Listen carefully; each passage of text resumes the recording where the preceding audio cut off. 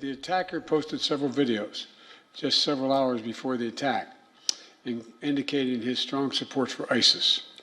Federal law enforcement and the intelligence community are actively investigating any foreign or domestic contacts and connections that could possibly be relevant to the attack. And so we're also continuing to investigate whether or not there's any connection between the New Orleans attack and the explosion in Las Vegas. As of now, they've just been briefed. They have not found any evidence of such a connection thus far. Meanwhile, the FBI, in collaboration with local law enforcement, is actively investigating the deadly attack. Officials have released posters seeking information about the attacker, Jabbar. The investigations have revealed that the attacker had published videos on social media proclaiming support for the Islamic State group. First and foremost, let me be very clear about this point. This was an act of terrorism. It was premeditated and an evil act. The counterterrorism official further stated 2 homemade improvised explosive devices were planted near the attack site, although these bombs were made safe by authorities before they could detonate. FBI bomb technicians also recovered 2 IEDs in coolers, one from the cross-section of Bourbon and Orleans Street, and the second at an intersection approximately 2 blocks away.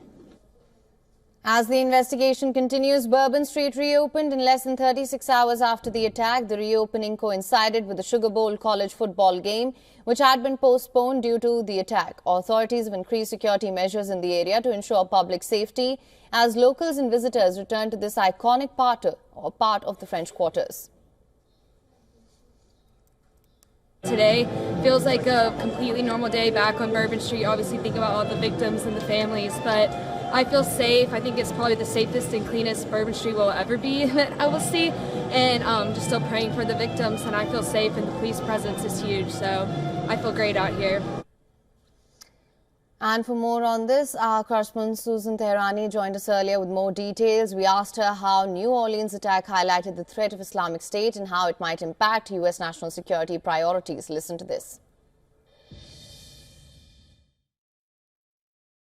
Terrorism experts say that the New Orleans terror attack underscores the persistent threat posed by the Islamic State, and that this incident may force a reassessment of U.S. national security priorities, which have recently been focused on Russia and China.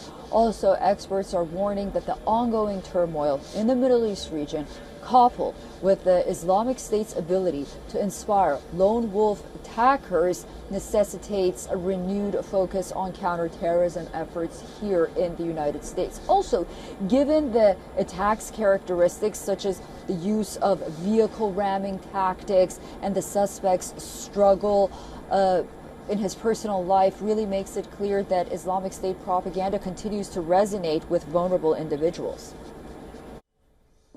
Now, Susan also spoke about how the New Orleans attack fits into the broader context of Islamic State's evolution in the global jihadist movement. Take a look. Terrorism experts say that the New Orleans attack is consistent with the Islamic State's methods of operation, which often involves attacking public pedestrians to maximize casualties. The tactic has been employed in previous attacks as well, like the one in Nice, France, here in New York, where I am, and also in Barcelona, Spain. Now, experts also note that the Islamic State's ability to inspire attacks like this one has persisted despite its military defeat back in 2019.